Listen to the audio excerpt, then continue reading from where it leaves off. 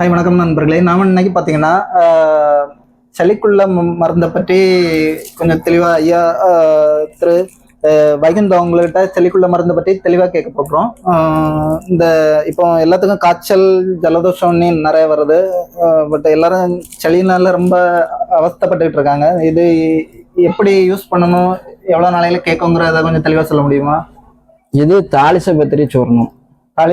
தாலிசபத்திரி சூர்ணம் ஓகேங்க, அல்லது தாலிசாதி சூர்ணம் ஓகேங்க, இப்படி சொல்லலாம். இதுல கிட்டத்தட்ட பாத்தீங்கன்னா 40 மருந்துகள் இருக்குது. இதுல உள்ளடக்கெல்லாம் இருக்கு. ஓகேங்க, இது சாதாரண சளின்னு சொன்னாலும் அந்த சளி தோன்றதுக்கு பல காரணங்கள் இருக்கு. ஓகே, எந்த வகையில அந்த சளி தோன்றினாலும் இழுப்புக்கு ஆரம்ப காலகட்டமும் சளிதான். இதுக்காக நிறைய பேர் ஹாஸ்பிட்டல்ல 1 மாசம் ட்ரீட்மெண்ட் எடுத்துக்கிட்டு இருக்கிறாங்க. நம்மளுக்கு இது சாப்பிட்டா கூடிய சீக்கிரத்துல சளின்னு நம்ம பொதுவா சொன்னாலும் ஓகே பீனிசம் இருக்கு. பீனிசம்னா இன்னைக்கு சைனஸ்ன்னு சொல்லக்கூடிய இது. பழைய காலத்துல ஒரு பழமொழி சொல்லுவாங்க, மூளை சூட்டா மூக்க சொரிஞ்சான்ட்டு. ஓகேங்க, அதுக்கு அந்த மூளை சூடை குறைக்கக்கூடியதை இதோட சேர்த்து தரணும். அதிகப்படியா இருக்கக்கூடிய சளியே இது முதல்ல என்ன செய்யும், கட்டுக்கு கொண்டு வந்துடும்.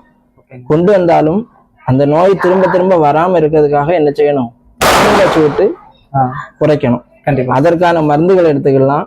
இல்லைன்னா வாழ்வியல் நெறிமுறைகள்லயே சில மாற்றங்களை நம்ம கொண்டு வர்றதன் மூலமா நிரந்தரமா என்ன செய்யலாம், கம்மி பண்ணிக்கலாம். ஆனா சளி பிடிக்கிறது கண்டிப்பா பிடிக்கதான் செய்யும்.